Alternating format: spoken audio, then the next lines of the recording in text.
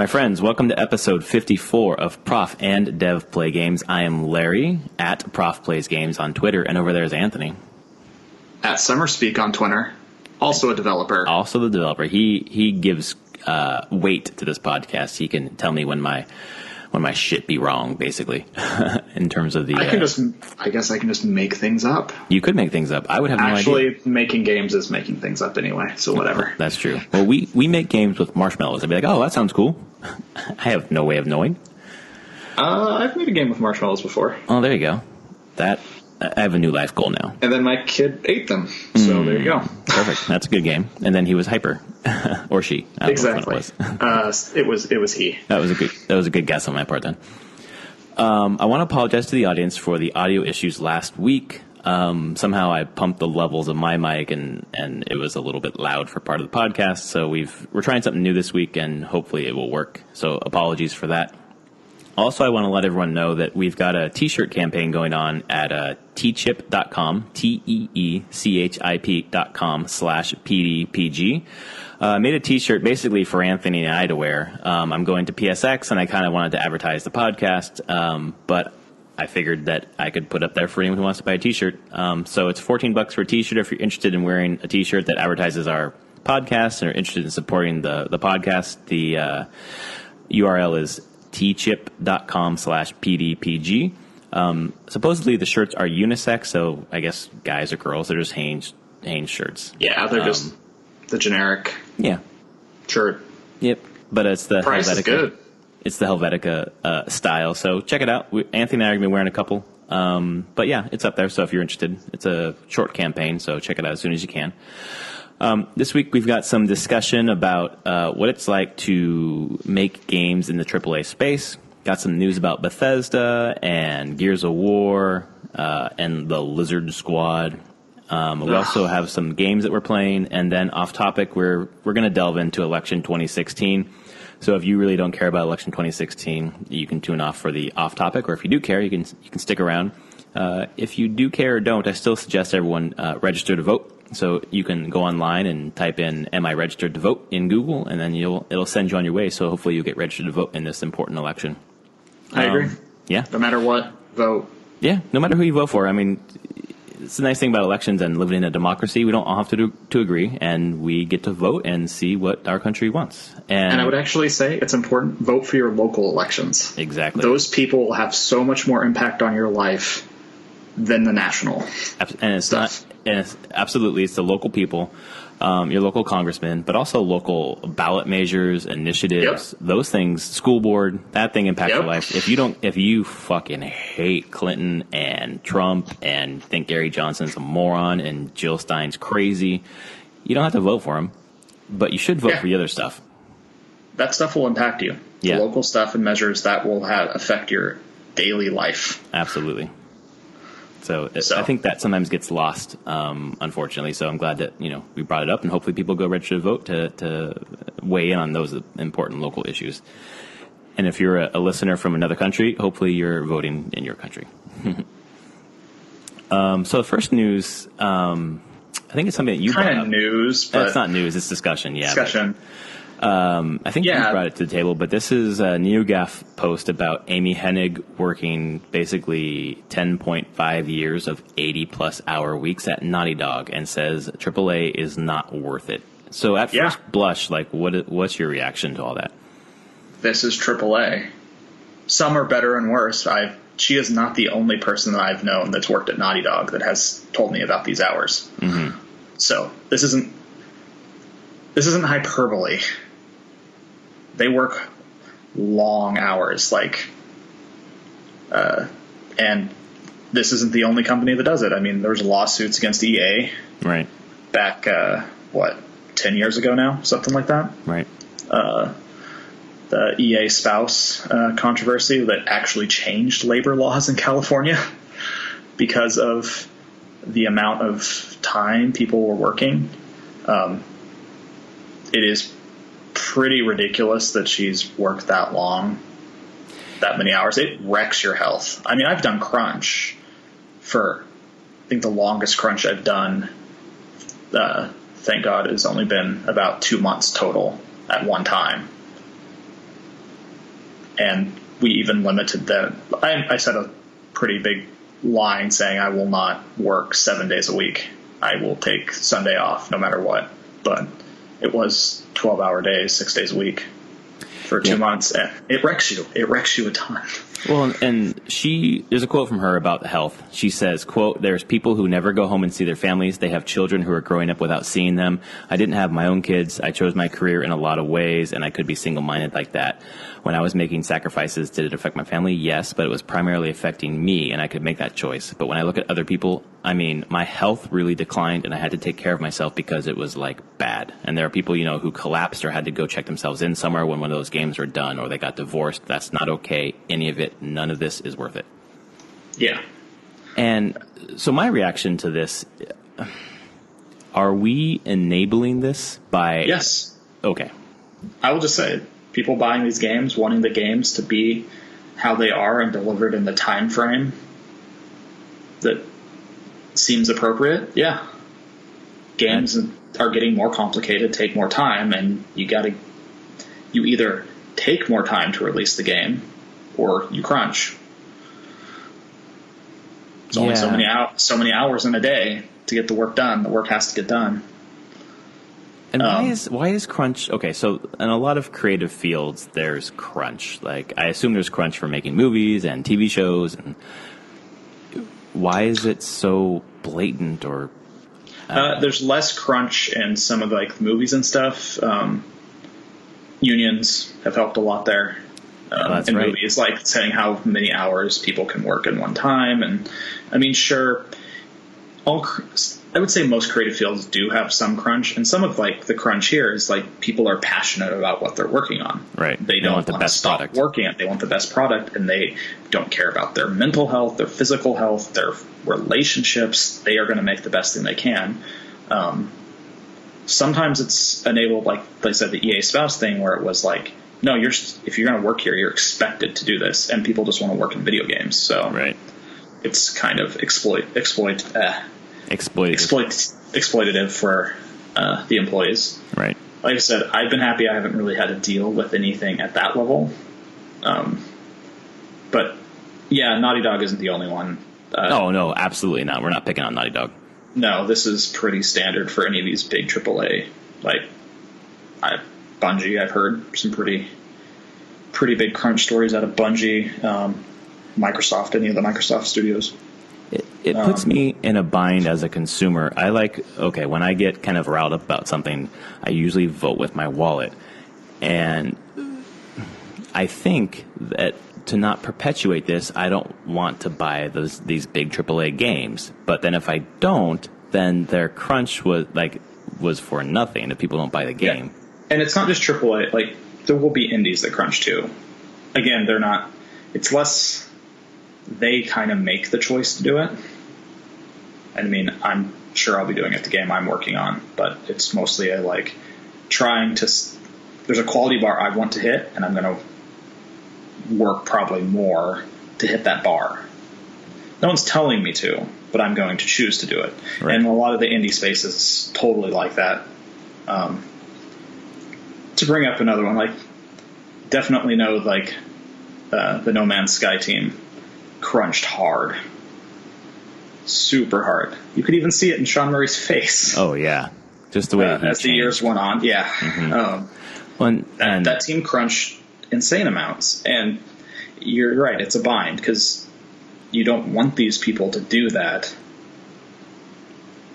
So, as a consumer, what can you do? One of the things you can do and does help in some ways would be pushing back about trying for people to get away from I want my game now. Why is it delayed? Okay. Stop caring. Let people when people, usually at these AAA, if they're planning out their schedule to get stuff done, they don't intend to crunch. It just kind of happens because things take longer than they expect. But the deadline doesn't change on when it could come out. It would be better if there was just more leeway. And that's not completely consumer. That's corporate as well, wanting to meet investors, shareholders. But I mean, it all trickles up from consumers and people invested in the company. be more okay with, like, this game's not going to be done at the date we said. We know this 6 months before. Why don't we just delay it for another, let's say it's going to take 3 more months. Just know then, and know that the delay of 3 months means we won't have to crunch to get it done. Yeah, and to kind of put the human face on it, like, because we're not going to crunch, it means that we're going to see our families. We're going to get to, like, be healthy. You know, I work, in my job, I work 14-hour days. I don't really see my wife. I see her 10 minutes a day, Monday through Thursday. And that's tough. But I get the weekends with her, you know. Yeah. And now think if you didn't get those weekends. Yeah, I would quit. Honestly, I would quit my job. Yeah. Even though it's my dream job, I would quit. It's not worth it. And that's what she's saying. And I like the reaction. Some people were like, well, something's got to give then. Like, well, look at where Amy Hennig is now with Visceral. Their Star Wars game isn't coming out till fall 2018, even though she's been there for a long time. Yep. They're taking their time. And it's nice to have... EA, from all the lawsuit stuff that happened like a decade ago, they have improved their quality of life on development quite a bit. Because I don't think they ever want to be dragged into that again. Yeah, and I do not want to... I want to see the AAA space or game development space, or any space really, get better for people working in it and for them to have lives, be healthy, see their families, etc. And the word that you mentioned is they were unionized. These other the film industry, the TV industry. So there are rules, and the game industry isn't. Nope. And I wonder. And there hasn't even there's been very minor movement internally, right, for unionizing, but nothing major because it works a little bit different than movies per se. So like directors and writers and actors, they float around to different places. Games still haven't found that way of like, okay, well, the movie model of like getting a production company and they get a director and their like main crew and their main stars all just come together, do a movie, then go away and go off to do other things has not solidified like that in the games industry. Yeah. People are companies and like they work together and tend to just stay working together for a long time. So it's been really hard to get anyone, the industry itself, to really mobilize for unionizing. There's been calls to it here and there, but I've never in my time seen anything significant that I would say, okay, the industry is moving that way. But if you look at other industries, not even just creative industries, unionizing has helped kind of temper those unrealistic expectations of production, output, hours, etc. So I think it could help. Hopefully, at some point, they've got to do it themselves or have unionizers come in and work with them. And that's where I'm at. Like, it's got to happen from the inside. Because I haven't really seen a bunch of pushback from any of the big publishers on it. They just never really had to deal with it. Yeah, no one's made a concerted effort. So, and I wonder if that's two reasons. Maybe one, that whole mythos about how we're so lucky to make games. Like, we get to make games, and it's everyone's dream to do this. So we're lucky to be here. So not rock the boat. Or the other one, if we do try to unionize, then we know we're going to get cast aside for someone else before we get a chance to unionize. Yeah. So unionizing is incredibly tough, and especially in this current climate, kind of an anti-union climate. So it's people's lives. Yeah. And I will say internally at the game developers, it's very divided. It's a very heated topic. There's no consensus on. I mean, that's why there probably hasn't been a movement. Is that there's not a real consensus of people wanting to do it, or there's division. So, that's there. And I'm like, okay, well, I see why these aren't making much progress. Yeah, and that's fine, and I'm happy to hear that because it means that there is that debate. Like, I'm glad they're discussing it, and they should decide what's right and best for them. So there are positives and negatives, pluses and minuses. Oh yeah. But yeah, that discussion. I mean, I'm happy that Amy Hennig's in a better place now. Yeah, not that she's dead; she's just in a better place working. Yeah, that she doesn't have to. Although it's really funny that she says with Visceral that she doesn't consider that in the AAA space. Is because she's not crunching, so she doesn't recognize it as AAA? I don't know. I'm just like, if this is a company owned by EA, I would, on a Star Wars RPG-ish thing, action-adventure thing, I would pretty much put that in AAA. When that comes out, everyone's going to classify it as AAA. It is AAA. Yeah. But it's nice that she doesn't feel like she's being pushed as hard to get to there. So no, I agree. So the takeaway from me is, as a consumer, I've cared a little bit about delays, but not too much, because there's so much to play. Like, if you need to push to like live your life and to, be human, do it. Like, we have plenty to play, and if we don't have plenty to play, there are books, movies, go out and play basketball or tennis, or just lots of things in life we can do while we're waiting. So let's be a little more patient. I like that. I like that too. Yeah. So when we come back from the break, Anthony and I are going to talk about the news, so stay right there, and we will be right back.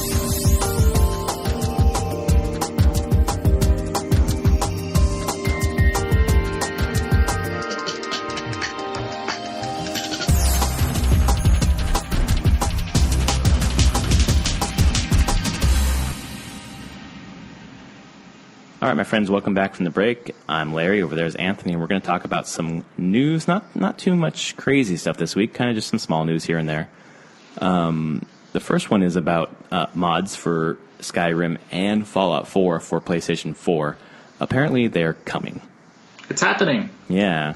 Look at how quickly something gets worked out whenever consumers get angry. Yeah, and, I think Bethesda's official statement saying, we tried, but Sony doesn't want this to happen. And then that, I don't know, push to consumers or whatever, push to Sony. We'll do it. There's a caveat. No, they found a compromise. They did. You heard the caveat, though, right? Yeah, it has to use its mods that use pre-existing models, stuff, anything that's shipped on the disc, basically. Right. So no Randy Macho Man Savage. Yeah, not on consoles. Yeah, not on PS4, right. So that's good. It's nice that there's some compromise and people working with each other after some misunderstandings. And I don't know if there's much else to say about that from my side. No, it was just more. It's an amusing thing to see it go oh, never mind, we figured it out. It's cool. Yeah, that's good, and it kind of takes away my argument about it's false advertising. They said there were going to be mods and there weren't. Well, there are, kind of. So, hey. There's some mods. They are mods. Right. Not all the mods. They get to say there are mods now. Yeah. I don't know if I'll get back to Fallout 4 at any point, so I don't know if I really care. But that's nice that they've worked something out. Next piece of news, something you dug up about a movie. Universal and Microsoft are greenlighting a Gears of War movie. Bros in armor. It's going to be as good as Doom. I guarantee it. Oh my God. Great. I don't put these games up as high quality of storytelling, so I don't have much hope for this actually being... It could be schlocky fun if they did it right, but honestly, so much of the video game movies they want to be better than their source material in so many ways, but their source material can't really hold them up to being better, and they just fall flat on their face. Yeah. Let's see Resident Evils and Mortal Kombat. Mortal Kombat just bought into itself. Yeah. Which was the correct way. The Doom movie, if you ever watched that, was bad. Yeah, I never saw it. It's bad. They did FPS camera sometimes. Oh God. It's not good. You're you should not be doing this. I think it's nice that they're expanding, doing things with their IP. I don't know. It seems good. I don't really care for the games that much. I've tried playing the original one, the remastered edition that came out on Xbox One. It was all right. I know there are people who are just diehard Gears of War fans, but yeah, there are so many shooters. I mean, I can only play so many, to be honest. Yeah. It was more... It's interesting to me that this is moving forward before and the Halo movie was completely scrapped. Yeah, it was like a Spielberg joint, right? He was supposed to be on that? Spielberg, and it was the guy who did District 9. Oh, okay. Neil Blomquist. I should know his name. Your guess is as good as mine. He's South African director. Okay. And I think he would have done an incredible job with Halo movie, but that was when Bungie was still in Microsoft, and they couldn't. Yeah. Bungie and the studio making couldn't agree creatively, basically, on how a movie should be done. So, just never happened. Well, I think one of the quotes in this article that makes the most sense to me is Ferguson told Variety that he thinks some video game movies in the past have failed because they tried to make a movie for gamers, trying to kind of play something toward the existing audience versus taking that IP and just making a good movie. So, yeah. I don't know what you can do with that with Gears of War. I don't know the story that well. But, knowing Halo, I don't like the story in Halo. I think it's boring as shit. So I would. These games, they can make action movies, honestly. Yeah. That's what they'll be. Big popcorn action movies. Yep. If done well, if given a budget big enough to do it. And those are movies that don't really appeal to me, so I'm really not the audience for this. We'll see, though. It still has quite a way. I give it a 30% chance that this movie will actually happen. Oh, okay. So this is talks right now, and we'll see. It's talk. They're signing stuff, and they're gonna probably they're talking about putting a writer on it and things like that. But then something like this can just sit in development hell for decades. Right, so. and technically development hell is moving ahead, in some way. Yeah. If they're talking about it, it's moving ahead. Yep. So, yeah, that makes sense. We'll see. We'll see in about 10 years if this gets made. Speaking of 10 years, there's a news article from GameSpot about members of hacker group Lizard Squad being arrested. And I think who knows how many years they'll get in prison, but 10 maybe? Yeah. 2 teenagers brought down Xbox Live and PlayStation Network in late 2014, which happened while I was in Hawaii, so it didn't affect me at all, but I know it affected a lot of our listeners. So that really sucked. But the Department of Justice, 2 19-year-olds, Zachary Buchta and Bradley Jan Willem van Rooij. One is the latter is from the Netherlands, and the former is from Maryland. They're arrested. Man. It's crazy to see that they actually got them. And one dude doing this in Maryland, holy crap. One of the last things I'd want to do in the U.S. and get caught. Why do you say that? You're gonna get some hefty fines and jail time for computer related crimes. It's the guy in the Netherlands. I'm like, okay, it's going to be quite a bit harder for you to get to you. Because international law and the companies going after them, but U.S. pretty easy to get the charges there. Yeah, and how brazen they were, and I think that didn't they call in a bomb threat on a plane too during this fiasco? Oh no, they might have. Yeah, I think it was a couple days after or during the outage, and then apparently they had this online service where you paid them and they made threatening calls to whoever you wanted them to make calls to.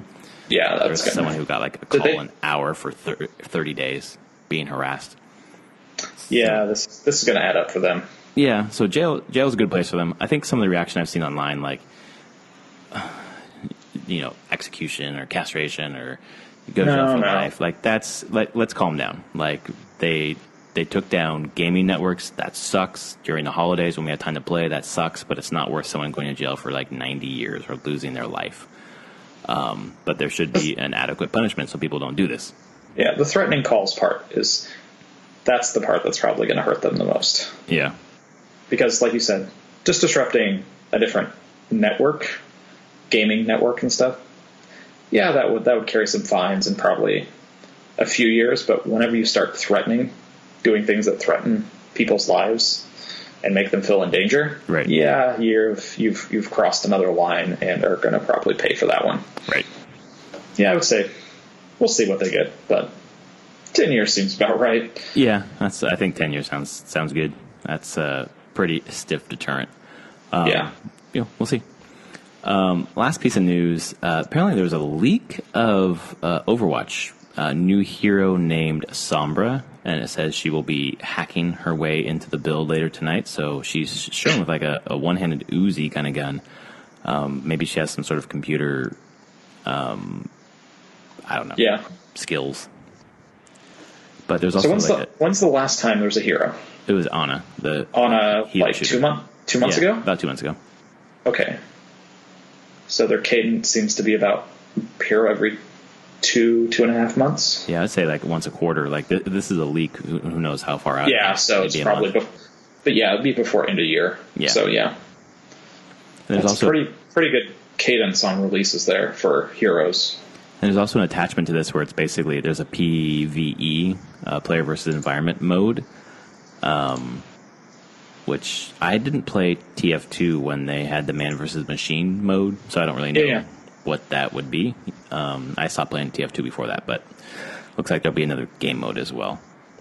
I mean, if they can do it, the AI well, I mean, like horde mode stuff is really popular. Yeah. So if that's an option, I mean, actually that would probably get me playing the game a lot more. I would totally buy it for it, because I don't tend to like straight competitive, but if it's co-op against bots, I love it. Ooh. I have a blast. I'd love to play that with you. Yeah, it's weird. Overwatch is like probably going to be in my like top 5 games of the year, and it's like one of the best games of the year that I don't play that much. Which is so strange. Like it's right up my alley. It's basically TF2, but like new and improved and whatever else. But I've been trying to get through my backlog this year, but yeah, it's good. Whatever. But you haven't really been playing TF2. Oh hell no. Any Rocket League? Much? Yes. Okay, there you go. Every time there's something new on Rocket League, I play it, which is smart of them, I guess. But it's cool to see that there's going to be more support for Overwatch. It's a popular game with, I just wonder how varied these characters can be when they're getting into the low 20s at this point. I think Blizzard is a company that can surprise you. Yeah, that's for sure. They have a high bar on their design, so I've had those same thoughts before, plenty of times in their games, and they constantly just kind of wow me a lot of times in how diverse that they can get in their design. You're like, I would have never thought about going that direction. That's amazing. Well, does this leak look legit to you? Yeah, okay. Most likely. I mean, there's nothing in here that makes me red flag. This is totally fake. Mm-hmm. So, I mean, it sounds like it was legit enough. Yeah, I mean, there's enough people working on this game, data getting passed around, it wouldn't surprise me. Yeah, okay. And I don't think Blizzard is uber crackdown, no information can get out sort of thing when it comes to this stuff. And they have BlizzCon coming up too, so it might be an announcement. I bet she'll be announced at BlizzCon. You have to assume that they'll be doing some big announcements at BlizzCon. Maybe only Twitch Prime members will get access to Sombra. I doubt that. But let's see, when is November 4th through 5th, so we're 3 weeks out. Yeah, this is totally an announcement for BlizzCon. Awesome. Expect it in there. Right. That just makes sense. So, yep, I would say if there's a new mode coming, they'll announce that and the hero there. Right. That will be their Overwatch panel. They'll do a Diablo panel, and they'll do a WoW panel in StarCraft. When I see this character being some sort of stealth character, I mean, already you kind of got the hacking motif, but Sombra means shadow in Spanish, so she's a shadow. So yeah, that'll be cool to see. Sorry. Beer. Drinking. Oh, good. I thought you were choking and dying, so no. I didn't want that on the... I would have probably stopped the podcast and called 911. No. Or I could have called Blizzard Squad to harass you until you were resurrected. Don't swap me. There we go. I won't swat you. So that's the news for this week. Not a lot of stuff, but some interesting things. After the break, we're going to come back and talk about the games that we're playing, so stay right there, and we will be right back.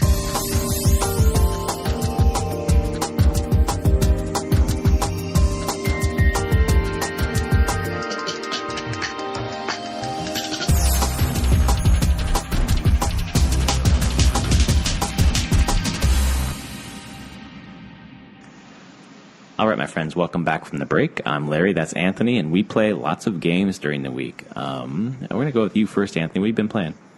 So Stardew Valley dropped its 1.1 patch, which added a bunch of content and incentive to starting a new character. Oh, really? You can choose their starting farm, basically, now. There's like a mining starting farm, a forest farm, a river farm for fishing and stuff. So I was like, let me just play this a little bit again. It's been a while. And completely got sucked in for a few nights. That's awesome. It's just a charming game. You're just like, yep, this game rules, still awesome. And the only one guy making it, and he's still just totally putting in stuff that people love, and clearly he loves the game. So, and did you see that it's the early unlock for the next Humble Bundle? Is it? Yeah, it's for November. It's the November lead game for the Humble Bundle. So if you're on the fence about Stardew Valley, grab that Humble Bundle because you're going to get that plus like 6 other games. So it's well worth it. It is, because Stardew Valley rules. Yeah. It was so much content in that game. Well, and spoiler alert, I already own it. So when I get that Humble Bundle, I will just give that key away on here. Nice. So next month, look for that key. And then I think I've said in previous podcasts, I am going deep into the Star Wars hole again. Yeah. And I was actually digging out for music for my game that I'm going to run, my RPG game that I'm running online, getting prepped for that. I'm digging into Star Wars games, extracting audio files and music that just fits for ambience. But I installed Star Wars The Old Republic again. It's the MMO, free to play now. I think I subscribed for it a couple months, like 5 years ago. But yeah, I've been playing that again. They changed a bunch of stuff, and I've just been kind of installed. I was like, sure, let's check this out. How it plays now. It's an MMO, but it's Star Wars. So if those two things are your cup of tea, I highly recommend it. If you do not like MMOs, and by MMO I mean it's very World of Warcraft style MMO, just Star Wars. But really, I didn't know it was online. Yeah, the Old Republic is a full-on MMO. It's in the Knights of the Old Republic time frame. Mm-hmm. It's kind of it has conversation wheels. I mean, it's a BioWare RPG kind of layered on top of a WoW style MMO. Right. So it works sometimes. Sometimes those things clash pretty hard, and you're like, this doesn't feel right. But I have heard that once you get to the later game, the first big expansion they did a big push to be like, you know what? You don't need to do this as a multiplayer game if you want. You can play this single player, and you will get your BioWare RPG experience. Mm-hmm. And it's kind of tempted to they've made leveling super fast. I haven't played that many hours, and I'm already almost over halfway to max level. When did this game release? 2011, I believe. Okay. 5 years ago. Yeah, I think it was around 5 years ago. It was a premium MMO then, like normal subscription, and then 2 years ago it switched to free to play. 3 years ago. And you can still subscribe. If you subscribe, you get all sorts of benefits and bonuses. And since I bought the game when it came out, or because I worked at PopCap, I got it cheap. My account is a preferred account, so I get all sorts of special things. But I don't know. It's definitely a thing that I'm like, if you're into Star Wars and want an MMO, this is it. Probably never going to get another one. And they're still updating it. I know that they have an expansion coming out in like a month. So it's kind of crazy.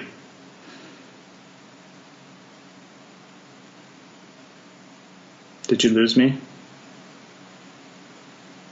Hello? Oh, I'm sorry. I muted the mic to cough, and then I didn't unmute it. Oh, because you've been talking to me? I was talking to you for quite a while. Sorry, listeners. I was talking to Anthony. I was saying really brilliant things that I can no longer remember. But I'm glad that the game's still being supported.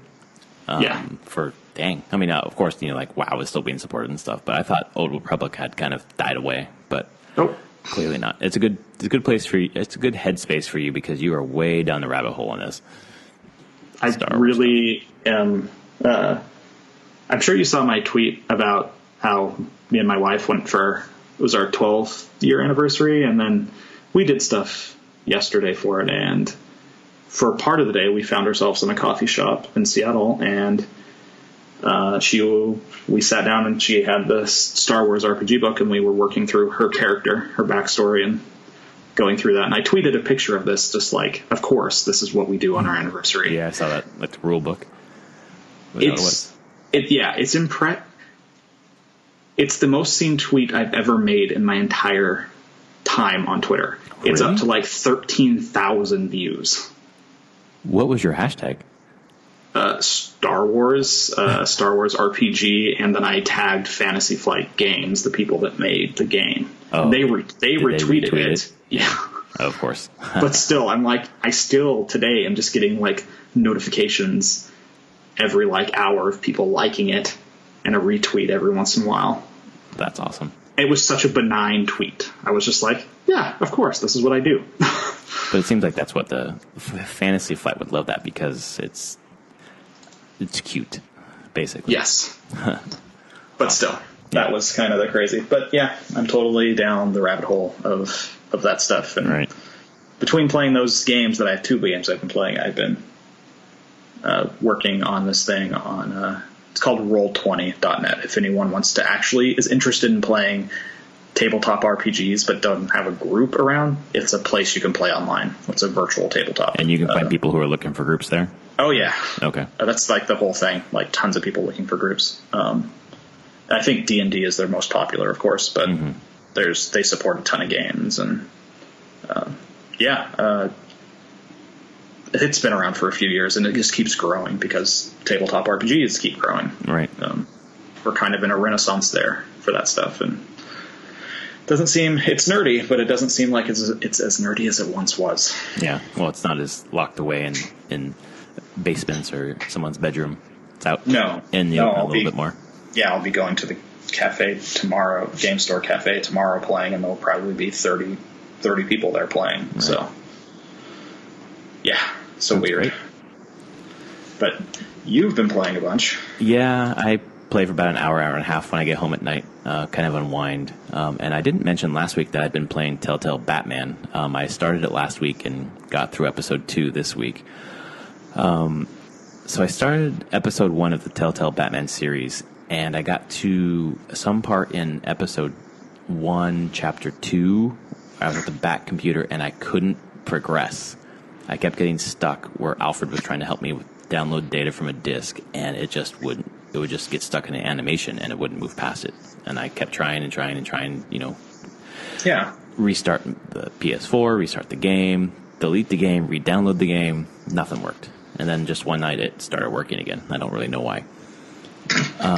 So they improved their engine, apparently, and that's the first time I've ever had any problems with one of their games, so that kind of sucked.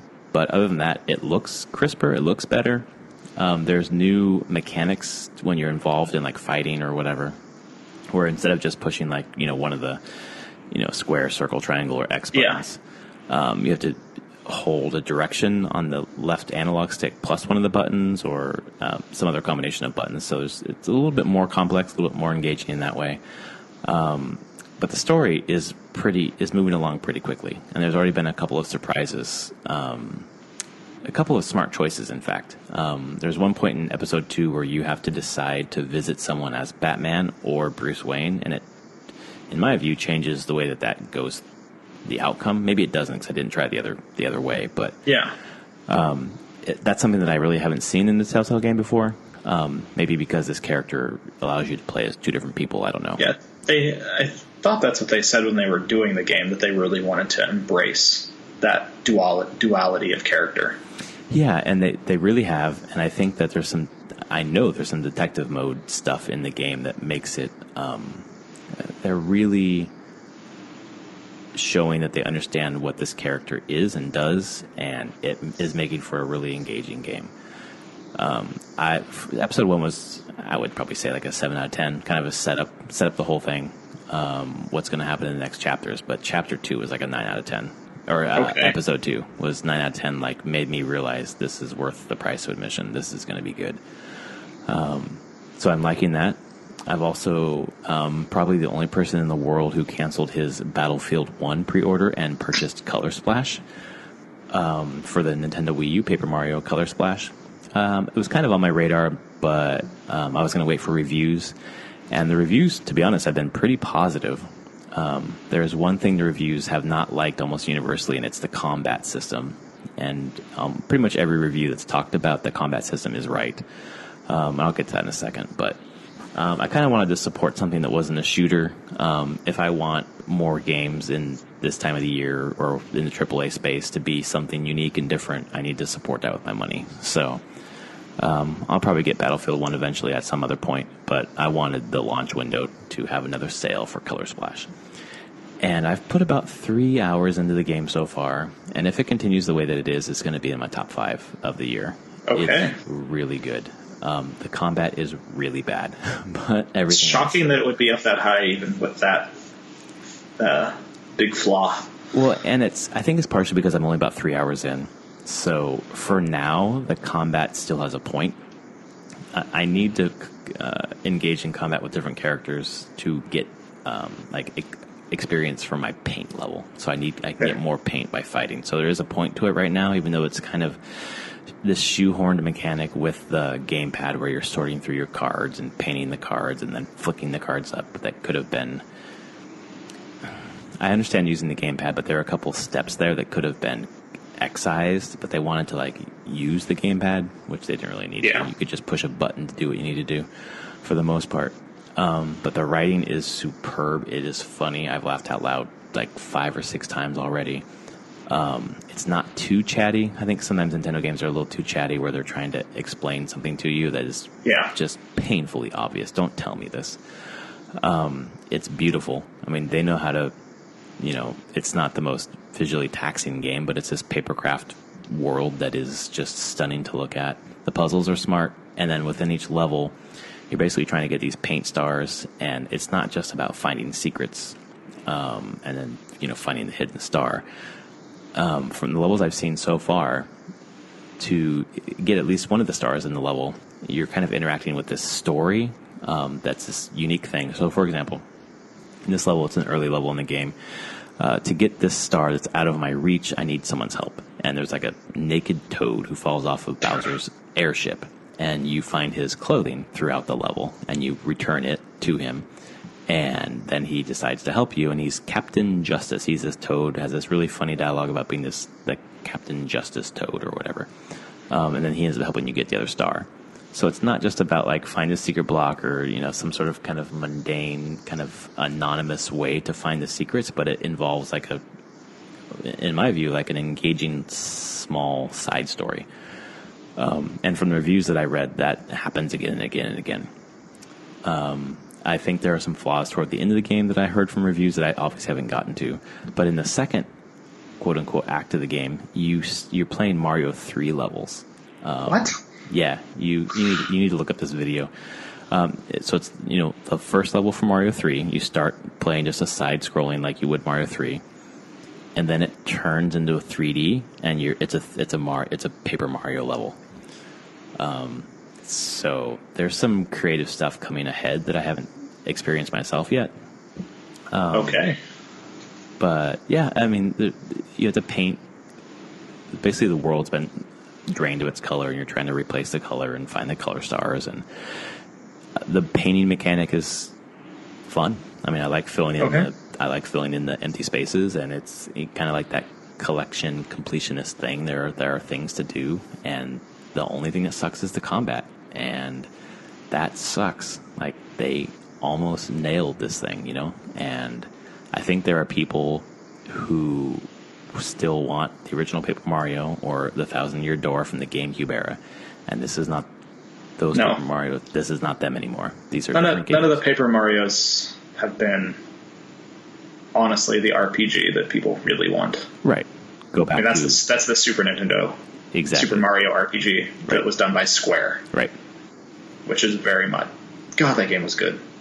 Still love that game.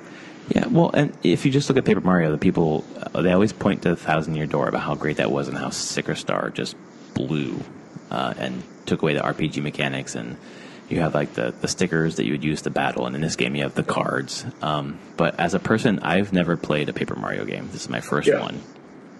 It's a really good game.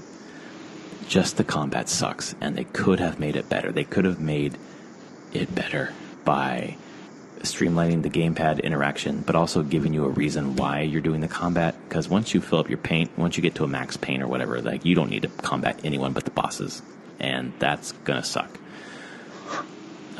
So anyway, playing that, and the last thing I'm playing, just real quick, I'm still playing Assassin's Creed Syndicate and Rocket League, and I'm just trophy hunting at this point. I'm unlocking trophies as much as I can in those two games because I really want to platinum Syndicate, and it's driving me nuts that my Rocket League is not 100% because it was, but when they add new content, they add new trophies, and I have to push it back up to 100%, so I'm trying. And that's my gaming this week. Seems like a diverse list. Yeah, well, I definitely recommend at some point Telltale Batman to you. I'm tempted. Everything I've read on it seems to be doing what I was kind of bored of Batman stuff, and they seem to be doing it in a way that I'm like, okay, you're taking risks. You're focusing on the stuff that I feel like has been ignored by the mainstream Batmans for a long time, which is the duality of character. Like, that's an interesting thing. Did they change the origin story a bit? Not that I... sorry, yes. Okay. I don't need to know for sure, but I just stop there. I didn't see spoilers of what it was. I just saw a headline at one point that said, like, I thought it said that they had modified the origin story, which makes me kind of happy because, man, I do not need Batman's parents getting shot again, well, and again. Change is a strong word.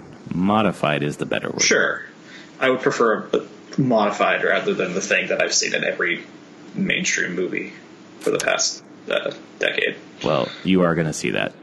Okay. So just get ready for that. All right. But the rationale behind it is the crux of the whole game. Okay. Which is what makes it different. That would be nice. In my view. Hey, it's nice that they're just doing something with it. Yeah. So cool. Well, those are the games we're playing. At this point, we are going to introduce our off-topic conversation after the break, and it is about election 2016. Tonight was the debate, and we've had 48 hours of this weird sex tape thing, so we're going to take a break, and we'll come back and talk about it. If you're interested, stick around. If you're not, that's totally cool. Click off. But we'll see you in just a couple seconds.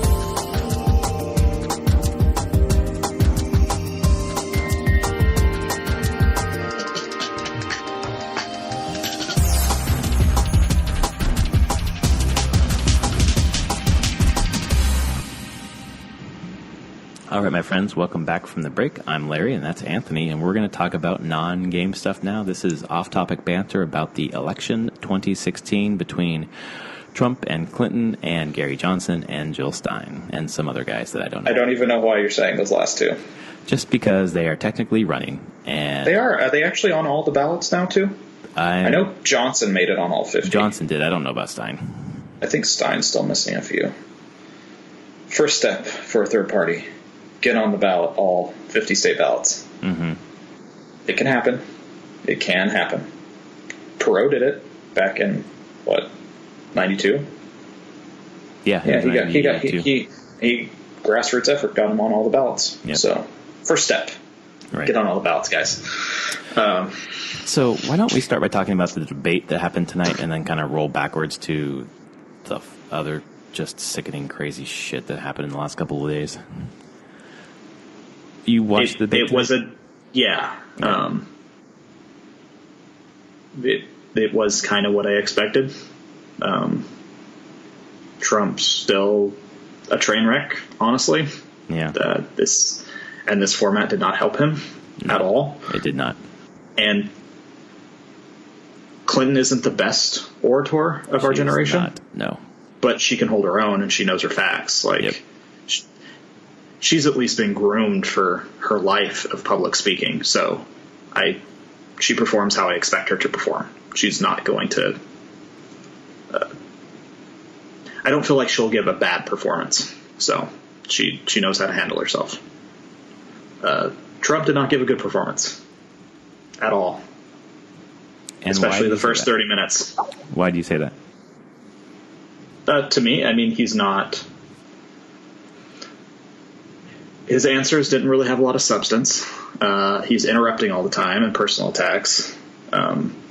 He seemed very awkward in his body language and walking around the stage, and how he was walking around the stage and what he was choosing to do. Like, this is where the format did not help him. Clinton has clearly understands this format, right? The town hall format, and used it to her advantage, especially how she was positioning herself and how to keep how if the camera was going to be on her, Trump was in the background. It had to have Trump in the background, which is something that Bill Clinton did back in the 90s. Right. Like, this is the town hall allows for that kind of theater to be done. So she used that to her advantage. Right. He did not do any of that. For the first part of it, I was like, I had no clue what was going on. Sniff. Yeah, he sniffs a lot, that's for sure. He does. The thing that I find interesting about his approach to the last two debates, maybe this one more than the last one, if you spend any time in the just conspiracy theory nutcase corners of the internet that support Donald Trump, there are a lot of conspiracy theories that are talked about so much that just becomes shorthand. Like, they use shorthand to describe these things, like the $3.7 million in cash and blah, blah, blah, blah, blah. Yeah. When Trump explains that in the debate, he uses the shorthand, and anyone who doesn't hang out in those dark corners of the internet has no idea what he's talking about. So he's trying to land hits on Clinton for whatever, and it's not landing because the general audience doesn't understand what he's referencing. Yeah. So that's a problem. He's not used to speaking to people like this. No, he just isn't. Well, and when a voter would ask a question, Hillary would walk over to them, look at them, talk to them. Trump would not. He would just talk. He would talk at Cooper and Raddatz,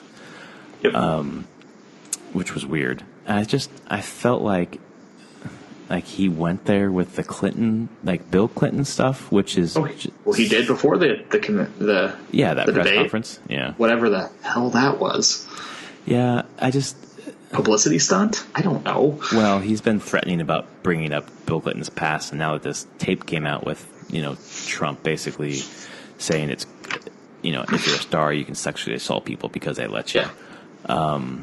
He's trying to cast the light off of him, but Bill Clinton's not running for president. Hillary is.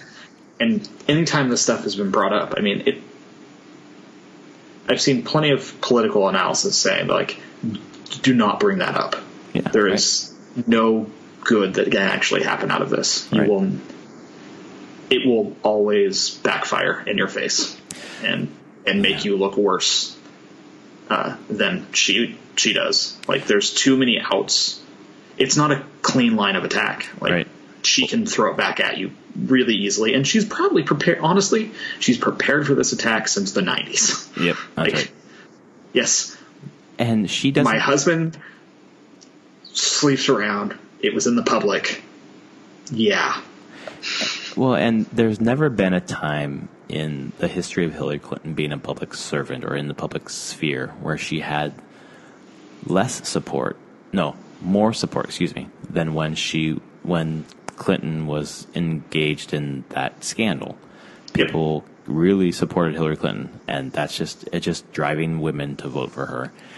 And it's basically like all of the like subliminal kind of attacks that Republicans have made against the Clintons or Democrats for years. He's just bringing them all out, like, out loud, and they land so poorly. It's really it's kind of disgusting. Like, the debate tonight was kind of disgusting to watch.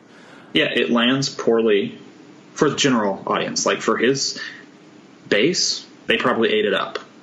honestly. They absolutely did. But this doesn't but his base clearly isn't enough for him to win this election. It's not. So, and this doesn't convert people undecideds. It definitely doesn't convert Democrats or Bernie supporters or disenfranchised Democrats or libertarians or Green Party to you. Like, you have to make it up somewhere. We're already, we're 30 days from the election? 31? Yeah, 30, yeah. 30 days. Like, people are deciding, the undecided votes are narrowing. And if you're not appealing to these people, there's no way you win. Yeah, I mean, I don't know. Your base isn't big enough. No, his base is not big enough. He has not been trying to expand the tent, and his attacks on her were so much in the kind of like alt-right fringe. And then the stuff on Friday, well, now you're getting big Republicans being like, nope, I'm done with you. Like, that's it. Like the entire state of Utah? The gaseous ball of shit is too big now. Right. I'm out. Yeah, and I mean, I'm glad that they're turning their back on him. I wish they'd have done it earlier. I mean, I see them. I mean, it's politics in that. Like, yeah, no, absolutely. They all have their line. They're like, okay, how full can this bucket be before I decide of vomit? Before I decide I need to turn away. Right. Well, everyone has their own line on that, and McCain hit his line. Yeah.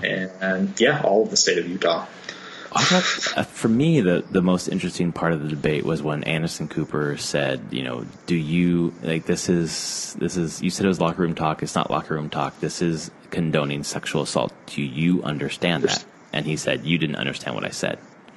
This is locker room talk. And let me tell you, like, when people are running for president of the United States, people look up to them as a role model, no matter who they are, because they're close to be the most powerful person in the country.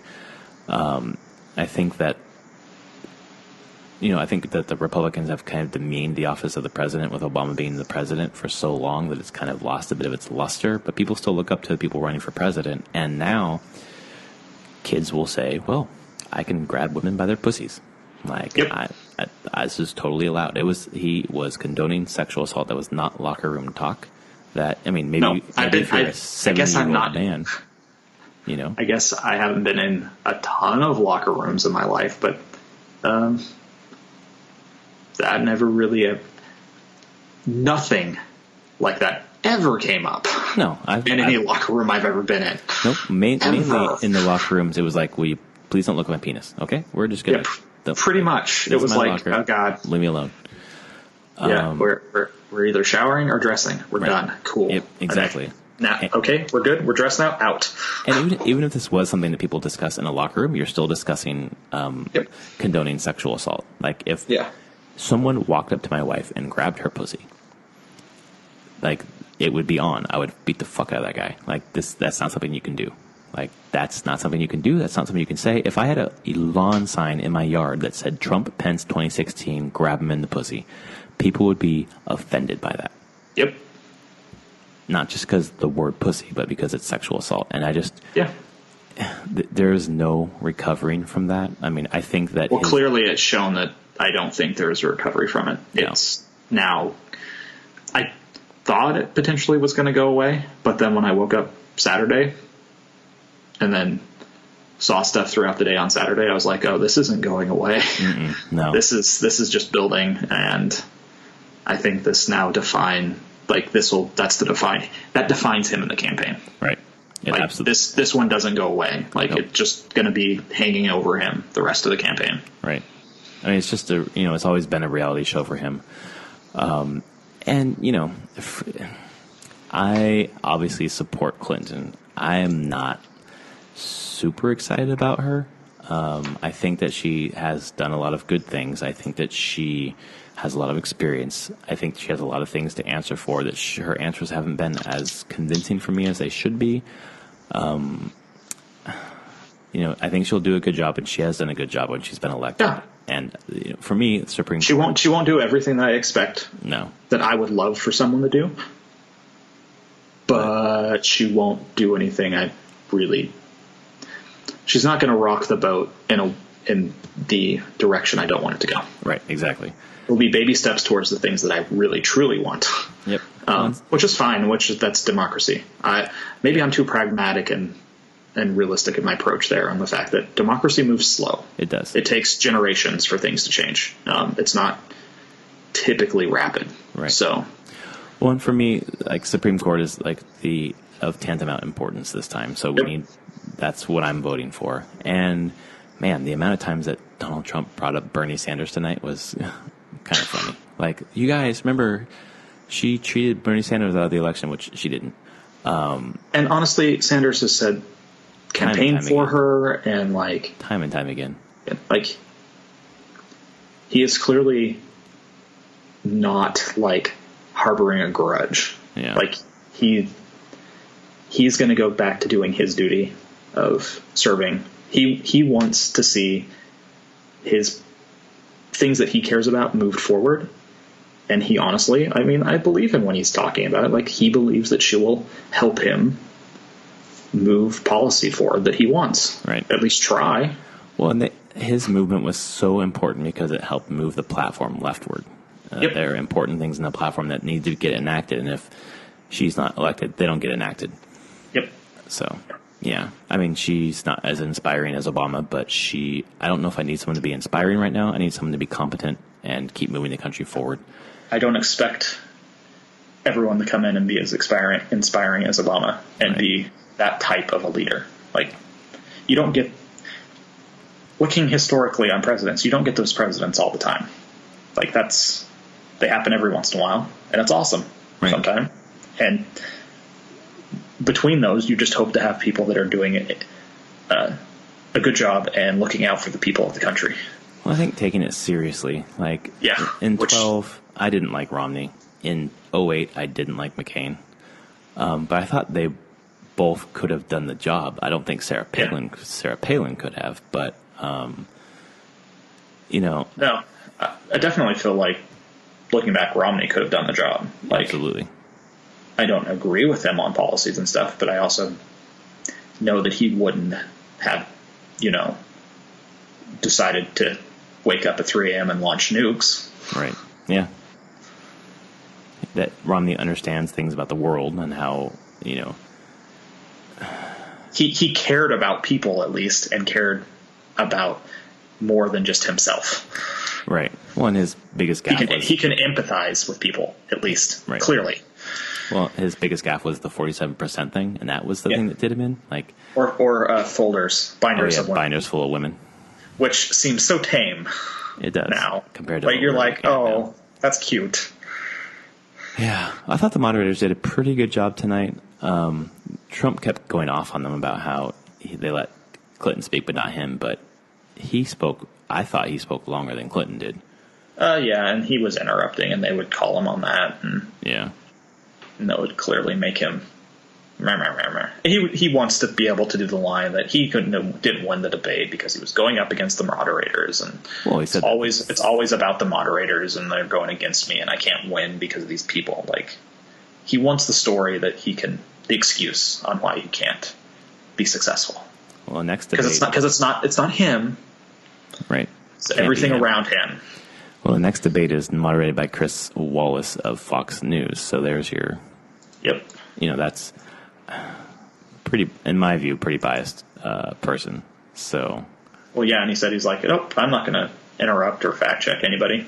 Not my job. Right. I'm like, okay, that should be fun. Yeah, we'll see. It's just for me, it's just a depressing election. Like, it's just like that. It was just like a shit show tonight. Not in terms of like, I thought Clinton did fine, and she just needs to have poise. I wish she had like stronger answers or better answers for some of those. Important questions, but just what Trump is doing, dragging this down, into the mud, is just, it makes me sick at this point. It's depressing. Yeah, maybe that's what I feel a little depressed. We also lost our softball game by like 20 runs today, so that also made me sick. That's also depressing. Yeah. Oof. Don't they just call it at some point? Yeah, I wish. We weren't losing that badly, but I couldn't throw a strike, and then when I did, and they hit Like no one, yeah, it was rough. So then you came home and watched that debate. Oof. Yeah, like a double whammy there, so. Time to start drinking. Except for I got to work in the morning. Otherwise, I would. Well, thanks for talking with me tonight, Anthony. Really appreciate it. Something I didn't mention last week was last week's episode was the first episode of the new year, basically. We started this in November. No, I started this in October 2015, and you came on in the new year. But we've had a year of a show every week. That's kind of crazy to think of. Yeah. It's awesome. It is awesome. I'm enjoying it. Yeah, me too. Well, I really appreciate these talks, and it's nice to have our downloads keep growing, so it's nice to have an audience, and we thank you for tuning in and listening to our conversational podcast where we don't yell and scream at each other or make dick jokes. We just kind of talk calmly and rationally about the things that are happening in the game industry, and then our little off-topic banter. If you tweet me a good dick joke, I'll do it. Well. We appreciate dick jokes. I mean, seriously, if I hear a good one, okay, if that's what you want. Yeah, please, everyone, please tweet at SummerSpeak a bunch of dicks. I think that's what he's asking for. Oh, God. Well, until next week, Anthony, thanks so much, and we'll talk to you next week, listeners. Hey, good night, everyone. All right, adios. Oh, and check out tchip.com/PDPG, play games, PDPG, for the t-shirt we got going on right now. Support the podcast, and it looks pretty cool, I hope. We'll see. It does. I really like it. All right, man. Talk to you later. All right, later. Bye.